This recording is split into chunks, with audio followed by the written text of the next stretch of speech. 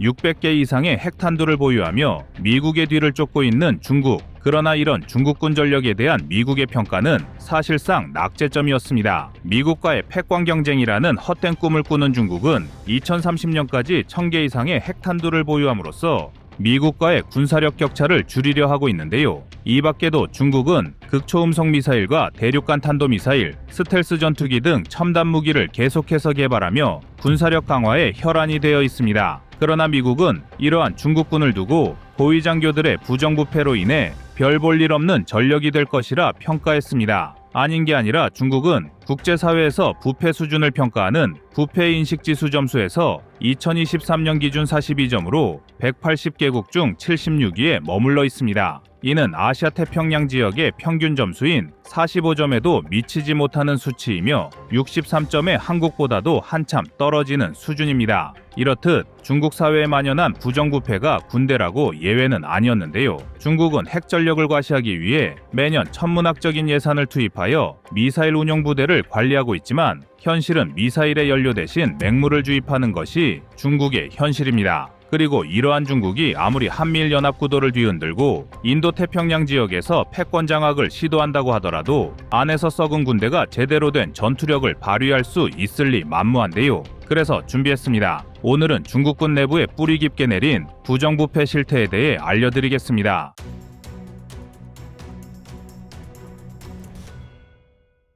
중국은 세계 최강의 군사대국을 목표로 빠르게 군사력을 확장하고 있습니다. 투입하는 국방 예산만 매년 수백조 원을 넘고 있으며 매년 증가하는 국방비 비율도 10%를 넘나들 정도로 천문학적인 금액을 투자하고 있습니다. 비록 성능에 많은 의구심이 뒤따르지만 최근 몇 년간 중국은 5세대 스텔스기와 항공모함 등을 전력화하며 빠르게 세력을 확장하고 있는데요. 이러한 중국군의 팽창은 상대적으로 적은 국방 예산을 사용하는 한국과 주변국들에게 부담으로 작용하는 것이 사실입니다. 또한 매년 100개 이상씩 증가하는 중국의 핵탄두 전력은 2030년부터 미국, 러시아에 이어 1000개를 넘긴 세 번째 국가가 될 전망입니다. 또한 대만과 남중국해를 둘러싼 분쟁 지역에서의 군사력 증강은 국제사회에 심각한 우려를 불러일으키고 있습니다. 미국과 러시아의 압도적인 핵 보유량을 당장 따라잡기는 어렵겠지만 빠른 확장과 기술적 진보를 통해 새로운 핵 강국으로 부상할 가능성이 높다는 우려를 표하는 전문가들의 의견도 존재하는데요. 중국의 전력 확장은 단순히 양적 증가에 머물지 않고 질적인 측면에서도 뚜렷한 변화를 보이고 있다는 점에서 경계할 필요가 있습니다.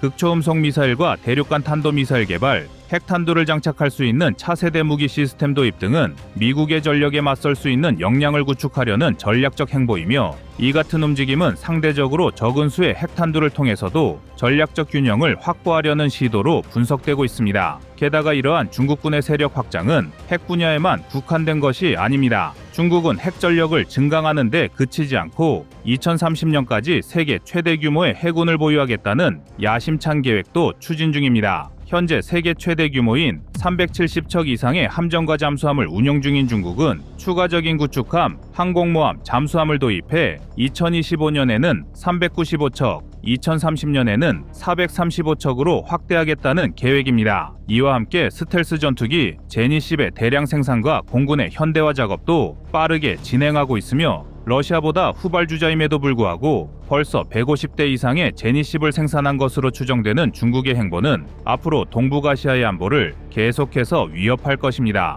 이를 방증하듯 미국은 중국의 국방 예산이 실제로는 공식 발표 금액보다 40에서 90%가량을 초과해 지출하고 있다는 평가를 내렸으며 유럽도 중국의 군사력 증강이 아시아 지역의 군사적 긴장을 고조시킨다고 경고했습니다. 그렇다면 이렇게 전력을 확장하고 있는 중국군의 실제 전투력은 어느 정도 수준일까요? 분명 중국이 투자하고 있는 국방 예산은 한국, 일본 등 다른 아시아 강국조차도 따라잡을 수 없는 수준이며 표면적으로는 중국군의 전투 역량 강화가 매우 그럴듯해 보이는 것은 사실입니다.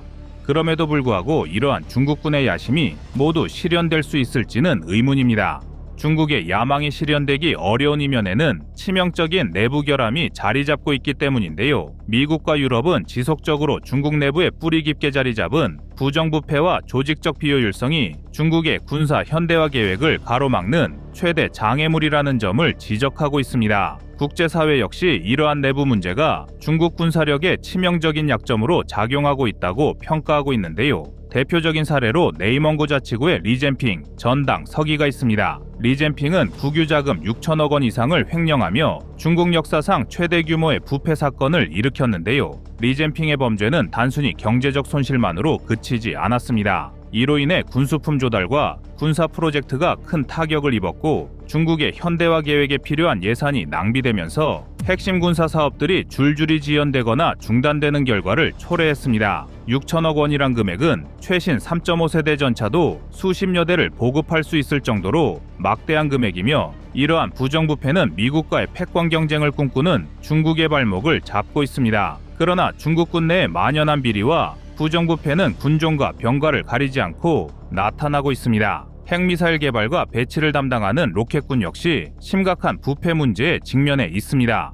로켓군은 중국 핵전력의 핵심을 담당하는 주요 부대임에도 불구하고 핵미사일 개발과 배치를 책임지는 리위차오 사령관과 쉬중보 정치위원이 부패 혐의로 해임되면서 조직 전체가 존망의 갈림길에 처했습니다. 사령관 이외에도 로켓군 소속의 장성급 지휘관 수십 명이 비리와 부패 혐의로 인해 무더기로 쓸려나갔을 정도로 로켓군의 부패 사건은 매우 유명한데요. 이로 인해 핵미사일 개발 프로젝트는 중단되거나 지연되었고 신뢰할 수 있는 지휘 체계가 무너지는 심각한 결과를 초래했습니다. 그런데 더욱 황당한 사실은 미사일의 연료 대신 맹물을 넣거나 규격이 맞지 않는 부품으로 인해 창고에 다량의 미사일이 방치되어 있다는 것입니다. 미사일에 주입되어야 할 연료가 없다는 건 내부에서 연료를 빼돌리는 비리가 있었을 확률이 높으며 규격이 맞지 않는 부품은 방산업체와의 거래 과정에서 뒷돈 등의 부정이 있었다는 것을 의미합니다. 그야말로 당나라 군대라 불렸던 오합지졸의 조상들을 그대로 답습한 중국군다운 모습인데요. 로켓군 내부의 대규모 부패는 중국군 현대화의 취약성을 극명히 드러내는 대표적인 사례로 평가됩니다.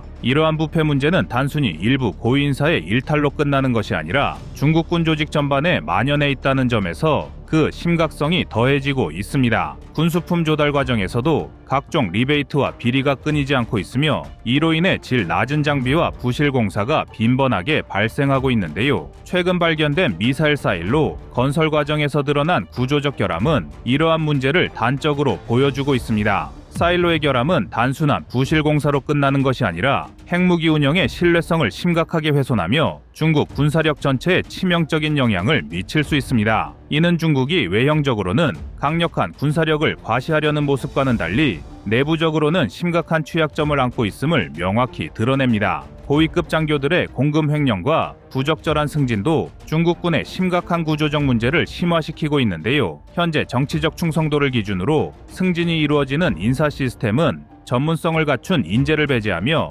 비전문가가 군의 중추를 맡는 상황을 초래하고 있다는 분석입니다. 이는 중국군 조직의 역량을 심각하게 저하시키는 원인이기도 한데요. 그 결과 군 지휘 체계는 점차 비효율적으로 변하고 있으며 전술적 역량과 조직력 또한 심각하게 훼손되고 있다는 평가를 받고 있습니다. 그러나 중국은 이처럼 군부의 만연한 비리를 제대로 척결하지 못하고 있습니다. 오히려 이를 정치적 수단으로 활용하는 시진핑으로 인해 중국군 내에 혼란이 가중되는 사례가 더 많이 관측되고 있는 게 사실인데요. 시진핑은 반부패 운동을 천명하며 이러한 문제를 해결하겠다고 이야기하지만 실질적인 개선보다는 정치적 숙청에만 초점이 맞춰져 있다는 비판을 받고 있습니다. 부대 지휘관들은 예하 부대의 사정과 실무를 제대로 파악하기도 전에 비리 척결이란 명분하에 교체되는 경우가 다반사이며 후속 인사 역시 내부 문제를 해결할 수 있는 유능한 지휘관보다는 시진핑의 정치적 입맛에 맞는 인물로 대체되는 경우가 많은데요. 이러한 중국군이 제대로 된 전투력을 발휘할 수 있을지는 미지수입니다.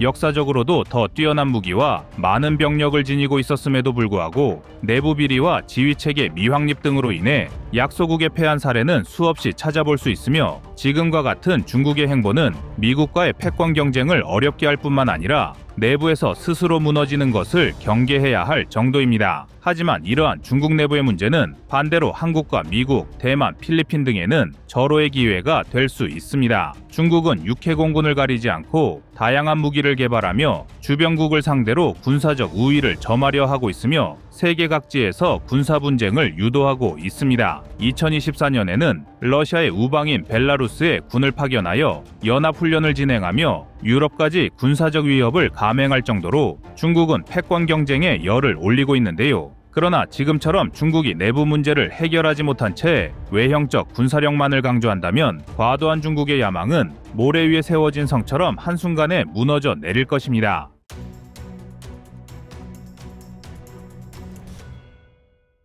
다음은 24년 11월 23일 중국 99식 대 K2 영상입니다. 99식 전차를 만든 중국 최대의 군수기업 노린코는 소총부터 자주포, 다연장 로켓, 여기에 지하철과 장난감 소총까지 만드는 특이한 회사입니다. 그러나 화려한 자국 내 평판과는 달리 노린코는 국제사회에서 무단복 제품에 가까운 카피품을 양산하는 회사로 악명이 높은데요. 이들은 1980년대부터 구소련의 소총과 전차, 야포, 차륜형, 자주포, MRL 등 육상병기를 몰래 카피해 만들어 수출한 이력을 지니고 있습니다. 태생이 이렇다 보니 정식 수출은 어렵고 노린코가 만든 무기들은 남미의 마약상이나 아프리카 군부로 흘러 들어갔는데요. 이런 노린코가 만든 대표적인 망작이 바로 99식 전차입니다. 99식 전차는 1990년대 초반 개발을 시작했다고 해서 99식 전차로 불리는데요. 러시아제 T-70이 전차를 기반으로 개량된 초기 모델인 88식 전차를 발전시킨 결과물입니다. 99식 전차는 중국이 본격적으로 독자적인 전차 기술을 구축하려는 의도로 제작되었으며 현재까지 여러 국가의 기술을 짜집기 한 상태로 업그레이드되었고 중국의 복제 기술은 최신형인 99A형을 만들기에 이르렀습니다. 전기형인 99식의 주포는 125mm 활강포 2A46 계열인 중국제 125mm 48구경장 GPT-98 활강포를 탑재했고 후기 버전으로 와서는 우크라이나의 기술 지원을 받아 사격 통제 시스템과 자동 장전 기능을 탑재하게 되었습니다. 99식 전차는 중국 군사기술의 발전을 보여주는 사례이지만 설계와 성능 면에서 몇 가지 한계점이 드러납니다. 99식은 여전히 러시아 T-72 및 T-80의 영향을 강하게 받았으며 전차의 핵심 장비라 할 수 있는 엔진과 전자장비는 잦은 고장과 낮은 내구성으로 비판받고 있습니다. 특히 엔진은 고온, 저온 등 극한 환경에서 성능이 급격히 저하된다는 평가를 받습니다. 여기에 전장 네트워크와 연동되는 전자장비가 한국 전차와 비교하면 몇 세대 뒤떨어진다는 지적을 받고 있는데요. 주력 전차로서 99식 전차의 가장 큰 문제점은 형편없는 관통력입니다. 99식 전차에서만 운용되는 APF SDS탄은 열화 우라늄탄으로 2km 기준 최대 650mm의 관통력을 가집니다. 그러나 이 정도 관통력으로 파괴할 수 있는 전차는 3세대 이하의 후기형 전차들 뿐입니다. 이 때문에 중국 정부는 포발사 미사일의 탑재를 종용했지만 여러 기술적 문제와 실제 실효성 문제가 걸리면서 군과 제조사 모두 포기한 상태입니다. 현재까지 노린코가 공개한 99식 전차의 최신형은 정보화된 사격 통제 기능과 데이터 교환 체계로 2명의 승무원만으로도 운용이 가능하며 완전한 능동 방어 시스템을 갖춰 전차의 상부 공격에 대한 대비책을 마련했다고 하는데요. 여기에 중국은 해당 전차에 전열 화학포까지 탑재하겠다고 공언한 상태입니다. 여기에 드론과 무인기를 통합한 시스템을 탑재하겠다고 하는데요. 사실상 본체는 3세대인데 좋다고 하는 사양을 모조리 구겨 넣은 뻥스펙 전차일 뿐입니다. 실제로 미국의 준비 중인 에이브람스 X와 독일의 KF-51 판터 전차 N, 무인 포탑 시스템, 능동 방어 시스템, 인공지능 기반의 자동화 체계가 탑재되어 있습니다. 남들이 좋다고 여기는 기술들을 노린코가 스펙만 그대로 가져다 쓴 것인데요. 현대전차에 들어가는 각종 첨단 기술은 절대 단기간에 개발될 수 없기 때문입니다. 전 세계에서도 손꼽히는 전차 강국인 독일과 프랑스, 이탈리아조차도 신형 전차 개발은 시제품 개발까지만 10년 이상이 걸리는 대규모 프로젝트입니다. 오랜 경험을 가진 전차 강국 독일도 이런데 전차 개발 능력을 보유하지 못한 중국이 단시간에 첨단 기능을 갖춘 새로운 전차를 개발한다는 것은 불가능에 가까운 일입니다. 반면 대한민국의 K2 흑표 전차는 독자적으로 개발한 3세대 전차로 초기엔 독일의 기술을 기반으로 제작되었으나 현재에 이르러선 국산화율 70%를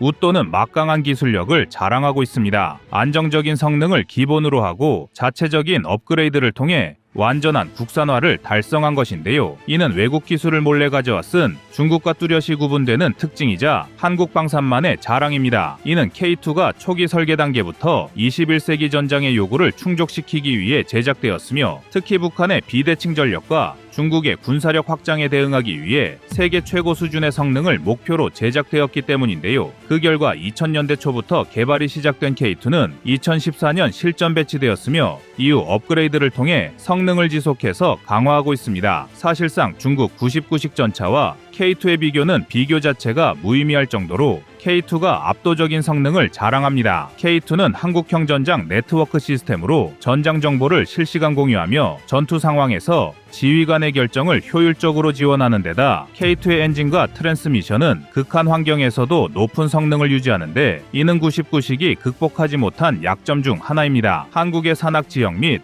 북한의 다양한 위협에 최적화된 설계를 통해 K2는 어떠한 환경에서도 효과적으로 작전을 수행할 수 있는데요. 이런 장점이 폴란드를 비롯한 여러 국가에서 주목받는 이유가 되었으며 세계 시장을 석권하는 바탕이 되었습니다. 수출 실적만 봐도 알 수 있듯 K2는 폴란드와 페루 등의 납품할 미인도 수량까지 1300대가 넘는 생산량을 자랑하지만 99식은 수출 실적이 전무한 상태입니다. 그러나 이렇게 서방 세계에선 무시당하는 99식 전차가 중국 내에선 세계 최강의 전차로 군림하고 있는데요. 태생부터가 오직 대회 선전을 위해 단시간에 해외 기술을 짜집기한 결과입니다. 실제로 노린코가 발표한 99식 최신형 전차의 첨단 기능은 여전히 실증을 거치지 못하고 있습니다. 전술했듯 대한민국은 모조품 개발을 일삼는 중국과 다르게 독자적인 기술력으로 K2 전차를 개발했고 그 자체로 우월한 성능을 인정받으며 전 세계 방산 시장에서 좋은 평가를 받았습니다. 한국은 여기서 그치지 않고 K2 전차를 개발하며 쌓은 노하우를 기반으로 새로운 4세대 전차인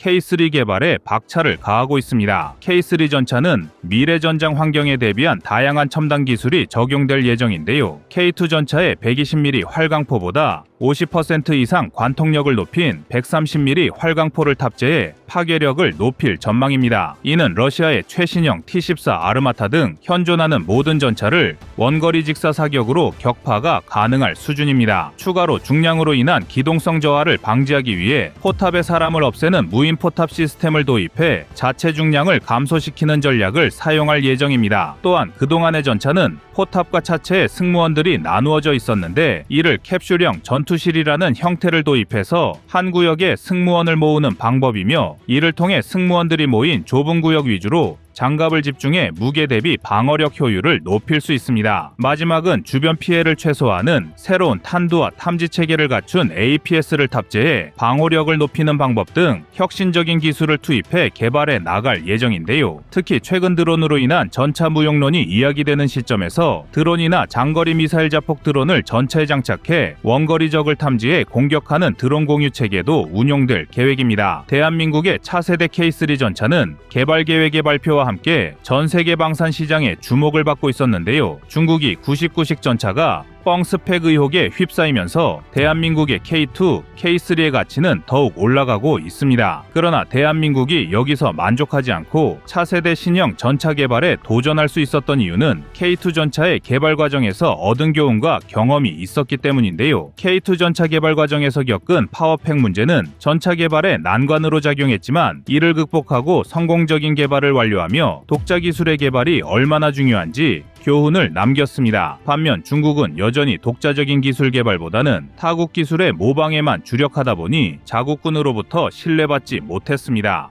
이는 결국 방위산업에서의 양국 위상 차이로 이어졌는데요. 한국은 이미 개발한 무기들의 수출뿐만 아니라 새로운 무기 개발에서도 글로벌 시장의 주목을 받는 존재로 부상했지만 중국은 새로운 무기를 개발할 기술도 부족하고 만드는 족족 모조품으로 평가를 받을 정도로 국제사회의 위상이 추락한 것이 사실입니다. 그리고 이 격차는 앞으로 점점 더 벌어질 전망입니다. 이상 꺼리튜브였습니다.